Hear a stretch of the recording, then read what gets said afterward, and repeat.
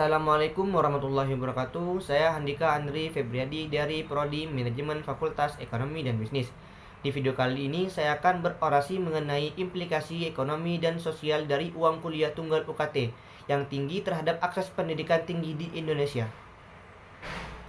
Kenaikan yang baru-baru ini terjadi dalam uang kuliah tunggal perguruan tinggi telah memicu debat dan kontroversi yang luas saat lembaga-lembaga pendidikan tinggi bergumul dengan tantangan, keuangan, dan tentuan yang semakin meningkat untuk pendidikan berkualitas. Keputusan untuk menaikkan uang kuliah tunggal telah menjadi titik fokus diskusi. Dalam artikel opini ini, kita akan menjelajahi implikasi dan tren ini dan mengeksplorasi dampak yang beragam dari kenaikan uang kuliah tunggal di perguruan tinggi.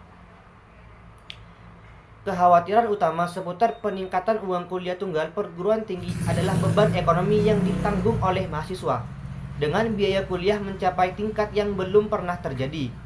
Sebelumnya, banyak mahasiswa terpaksa mengambil utang yang besar atau mencari pekerjaan tambahan untuk membiayai pendidikan mereka. Tekanan uang ini tidak bisa hanya mempengaruhi kinerja akademis mahasiswa, tetapi juga memperburuk ketimbangan sosial ekonomi dengan membatasi akses ke pendidikan tinggi bagi kelompok yang kurang beruntung. Sementara, para pendukung beragamain bahwa kenaikan uang kuliah tunggal diperlukan untuk menjaga standar pendidikan yang tinggi. Para kritikus berpendapat bahwa kenaikan biaya tidak selalu berarti peningkatan kualitas. Dalam beberapa kasus, alokasi anggaran mungkin memprioritaskan pengeluaran administratif daripada investasi dalam fakultas, sumber daya, dan program akademik, menimbulkan kekhawatiran tentang tergerusnya nilai pendidikan. Selain itu, tekanan keuangan yang meningkat pada mahasiswa dapat menghambat kemampuan mereka untuk sepenuhnya terlibat dalam penelitian akademis, dengan demikian mengorbankan pengalaman belajar secara keseluruhan. Aksesibilitas pendidikan tinggi terkait erat dengan uang kuliah tunggal, karena biaya yang tinggi dapat menakut-nakuti calon mahasiswa untuk mengejar gelar yang lebih tinggi. Akibatnya, kenaikan uang kuliah tunggal mengancam untuk membatasi keberagaman di perguruan tinggi dengan cara tidak profesional mempengaruhi mahasiswa berpendapatan rendah dan minoritas.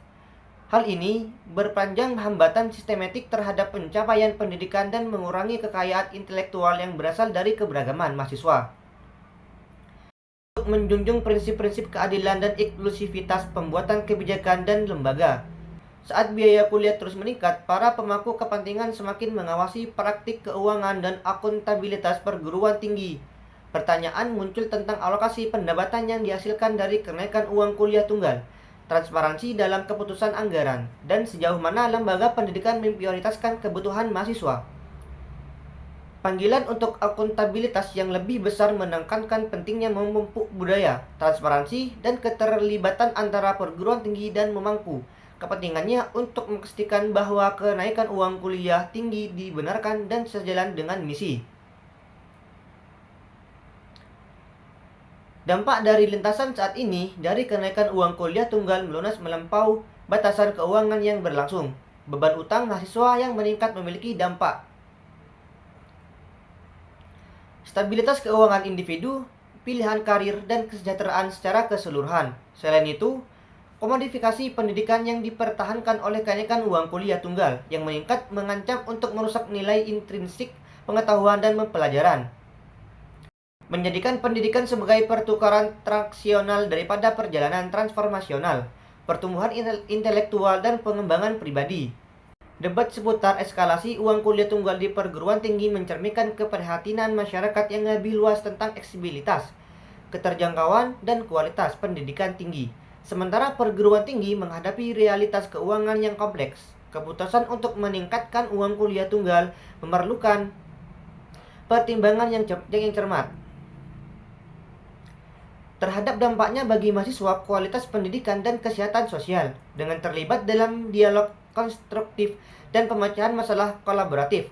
Para pemangku kepentingan dapat bekerja menuju solusi yang berkelanjutan, yang menjunjung prinsip-prinsip mendasar, aksesibilitas, keterjangkauan, dan keunggulan dalam pendidikan tinggi.